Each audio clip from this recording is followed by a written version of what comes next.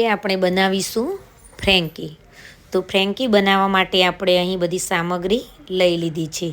લોટ પણ આપણે ઘઉંનો થોડો લોટ લીધો છે ને થોડો મેંદો લીધો છે, બાંધીને તૈયાર કરી લીધો છે. તેની આપણે પતલી રોટલી વણી લેશું.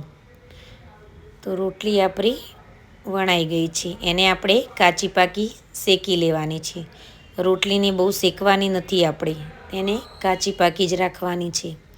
તો આ રીતે આપણી બધી રોટલી તૈયાર થઈ ગઈ છે. હવે તેલ ગરમ થઈ ગયું છે. એમાં મેં 1 ચમચી આદુની પેસ્ટ અને 1 ચમચી લસણની પેસ્ટ નાખી છે. હવે 2 ઝીણા સુધારેલા મરચાં નાખીશ. બરાબર બધાને મિક્સ કરી લઈશ. બરાબર મિક્સ થઈ જાય એટલે એમાં આપણે અડધી ચમચી હળદર નાખીશું અને અડધી ચમચી મરચું નાખીશું.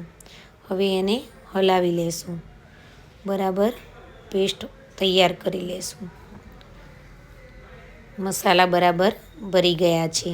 તો હવે આપણે જે બટેકા બાફીને રાખેલા છે તે મેશ કરી લેશું અને મિક્સ કરી લેશું. બટેકા સાથે માવો આપણો મિક્સ થઈ ગયો છે. હવે આપણે જે ફ્રેન્કીનો મસાલો બનાવીને તૈયાર રાખ્યો છે તે ઉમેરી દેશું. મસાલાને બરાબર મિક્સ કરી લેશું. મસાલો મિક્સ થઈ જાય એટલે એમાં લીલા ધાણા નાખી દેશું. લીલા ધાણાની ફ્લેવર બહુ સારી આવે. મને ધાણા વધારે ગમે છે એટલે હું થોડા ધાણા વધારે નાખું છું. બધા પોતપોતાની ટેસ્ટ પ્રમાણે નાખી શકે છે. હવે બટેકાનો મસાલો તૈયાર થઈ ગયો છે તો એક પ્લેટમાં કાઢી લીધો છે. હવે એને આપણે ઠંડો થવા દેશું. 5-6 મિનિટ સુધી રહેવા દેશું એટલે ઠંડો થઈ જાય. હવે એ માવાની આપણે ટીકી બનાવી લીધી છે. ટીકીને હવે આપણે બટરમાં રોસ્ટ કરી લેવાની છે. તો બંને બાજુથી આપણે એને થોડી શેકી લેશું.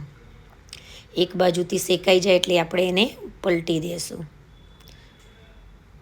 તો જુઓ આપણી ટીકી શેકાઈ જવા આવી છે. તો જુઓ ટીકી શેકાઈ ગઈ છે, મેં પલટી નાખી છે. આ રીતે બંને બાજુ પલટી દેશું. હવે આપણે ટીકીને એક પ્લેટમાં લઈ લેશું. તમે પણ આ રેસીપી અપનાવજો. હવે આપણે રોટલીને શેકી દેવાની છે. તો બટર લીધું છે, થોડીક આપણે શેકી લેશું. જે આપણે કાચી પાકી રાખી હતી તેને બટર નાખીને થોડી ફરીથી શેકી લેશું. બંને બાજુથી આ રીતે આપણે શેકી લેશું. હવે આપણે એની ઉપર લગાવીશું લીલા મરચાં અને ધાણાની જે તીખી ચટણી બનાવી છે એ ચટણી લગાવી દઈશું. આખી રોટલીમાં આપણે આ રીતે ચટણી લગાવી દેવાની છે. તો જુઓ મેં ચટણી લગાવી દીધી છે રોટલીમાં. હવે આપણે આમાં લગાવીશું શેઝવાન સોસ. શેઝવાન સોસ આ રીતે લગાવી દઈશું આપણે. એ પણ આખી રોટલીમાં આપણે લગાવી દઈશું. તો જુઓ સોસ આપણો લાગી ગયો છે. હવે ઉપર ટીકી મૂકી દઈશું. એની ઉપર આપણે ઝીણા પતલા સુધારેલા કાંદા મૂકી દઈશું. હવે એમાં ઝીણી પતલી સુધારેલી કોબીજ મૂકી દઈશું. હવે આપણે ઉપર થોડો ફ્રેન્કી મસાલો નાખી દઈશું. લીલા ધાણા થોડા નાખીશું. હવે એની ઉપર આપણે લસણની સૂકી ચટણી નાખીશું. અને હવે આપણે વિનેગારમાં અડધો કલાકથી ઝીણા મરચાં સુધારીને રાખેલા હતા તે નાખી દઈશું 1 ચમચી.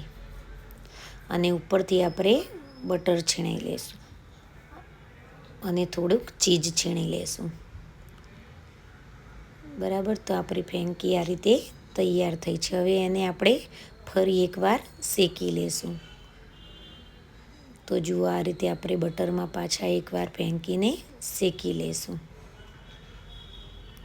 તો ચાલો ફ્રેન્કી આપણી બનીને તૈયાર છે. વિડીયો પસંદ આવે